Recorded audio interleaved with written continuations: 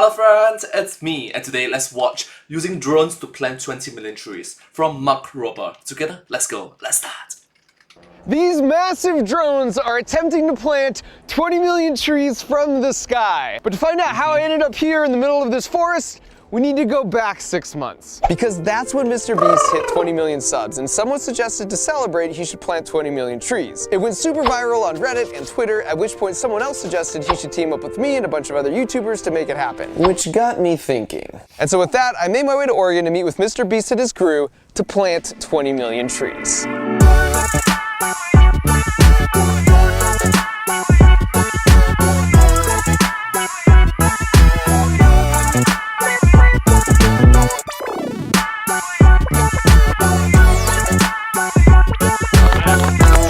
One down, 19,999,999 more to go. Yes!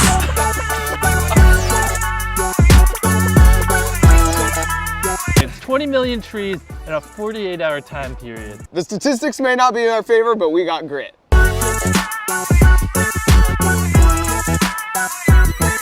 Worm! Worm! Abort! Abort! Save it, save it. These guys are talking a big game, like they know what they're doing, but gonna go do an impromptu pull test. First of all, I don't love the angle. Can I just say that off the bat? No. Oh no. Oh. Wow! Oh, no. Earlier that day, instructor.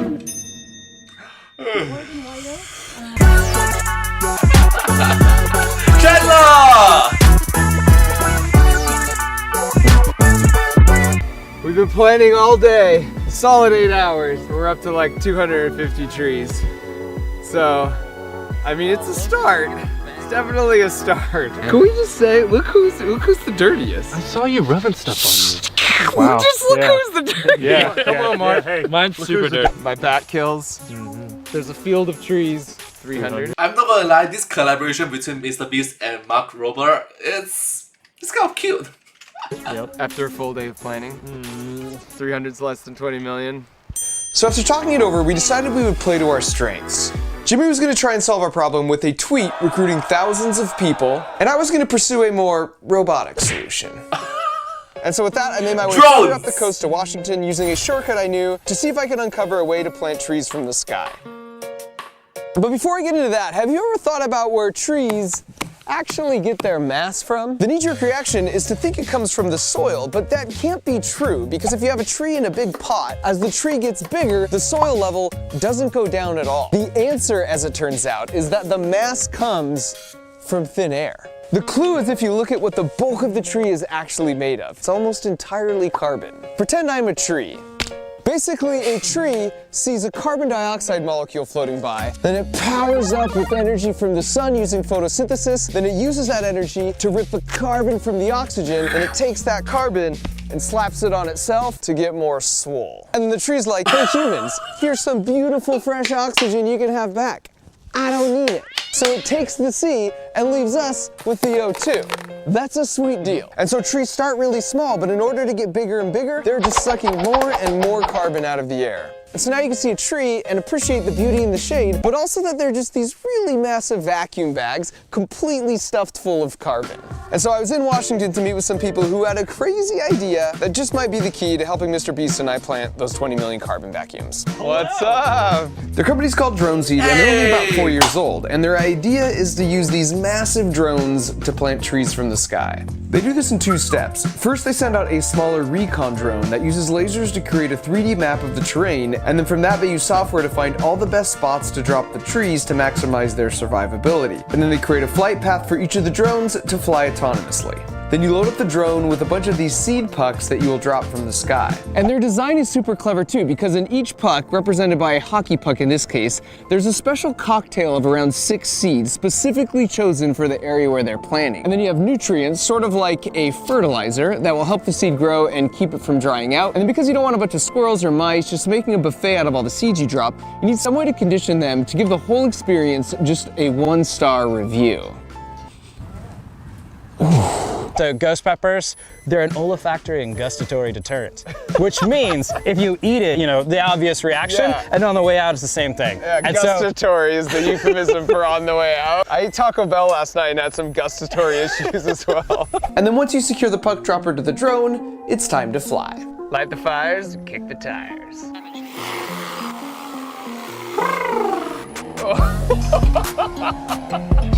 Dude, that's like a mini house just flying. That is wild. Oh, there we go. I don't know why it's so funny to me. It really just looks like mechanized poop. In some ways, this sort of like mimics Mother Nature, right? Because like a bird eats a seed, it flies, it poops it, and there's like nourishment around that seed, right? yes, that's exactly what it is. It's biomimicry. And this is brutal terrain. You wouldn't be wanting to walk down in here. So to be able to access this from the sky is a really big deal. After wildfires, we used to rely on Mother Nature to do reforestation for us, but due to some factors related to climate change, 40% of the time now, we're seeing tall shrubs grow back instead of big old trees that can literally suck up tons of carbon. And that's an example where drones are perfect because they can get in right away and start planting trees in the smoldering remains where it's too dangerous for humans to be on the ground. Even with Yes, what Mark Rober mentioned is very important, in which we try to prioritize trees rather than bushes under those situations. Yeah. only 3 drones, you can reforest an area 6 times faster than a normal planting crew.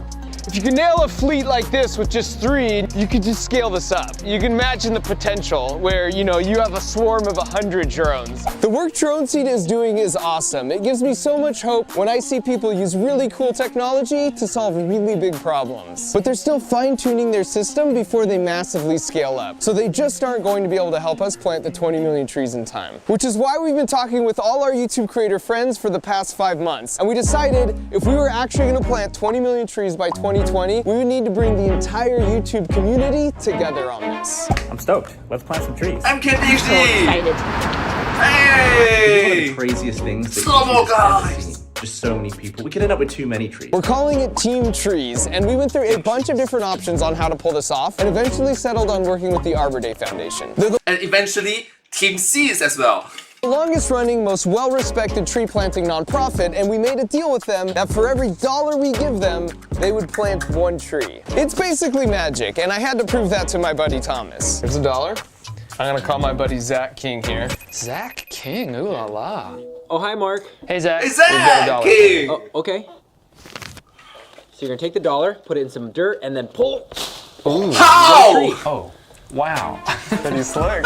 And so despite mine and Mr. Beast's best effort, we need your help. Because to plant 20 million trees, we're really looking to raise $20 million. That's just an insane goal, especially when you only have 2 short months to pull it off. But starting today, you're gonna see the entire YouTube community come together on this like you've never seen before. 20 million trees. I am so in. Proud members of Team Trees. Try guys!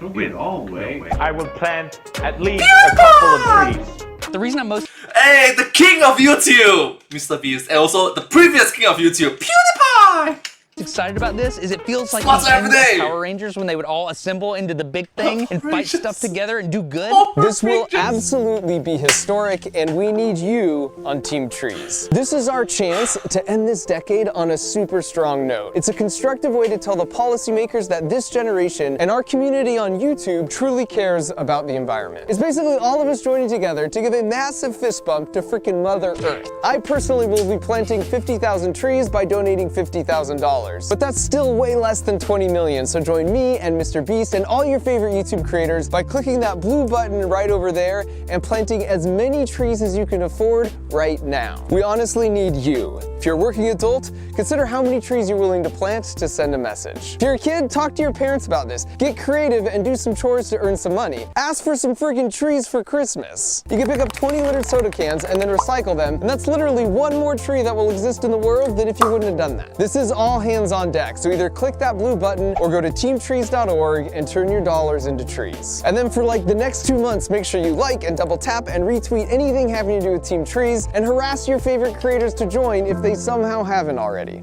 And so now, in exchange for joining Team Trees, if you've ever wondered how we really know climate change is occurring, stick with me for 2 minutes. Because I'm going to break it down real simple using this column of ice. A while Okay, 2 minutes, starting now. back, scientists went down to Antarctica and drilled out a bunch of ice cores like this. And what's cool is that because ice layers up over time, the really old ice is at the bottom and the newer ice is on top. Now, as you know, ice traps air bubbles. So as you move your way down the column, you get these little pristine pockets of air going back in time. What they found was that CO2 levels in the atmosphere naturally fluctuate from about 200 to 300. But then starting with the Industrial Revolution, we started burning way more coal, which is made from dead trees.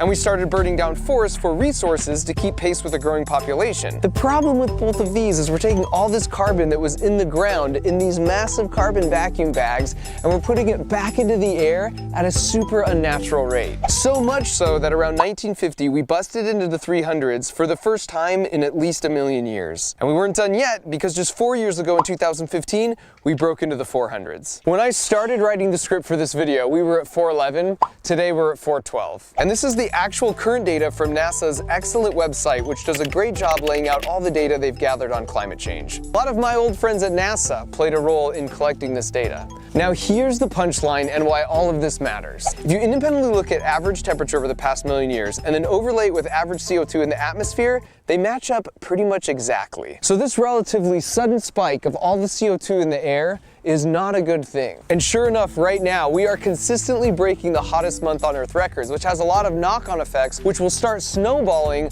unless we can band together and reverse the trend. And it's important to note with regards to Team Trees that 20 million trees by 2020 isn't going to cure climate change, but it's a step in the right direction and a constructive, positive way to send the message that we see the science and we care. So thanks for watching and thanks for doing your part to make a difference. I am so stoked.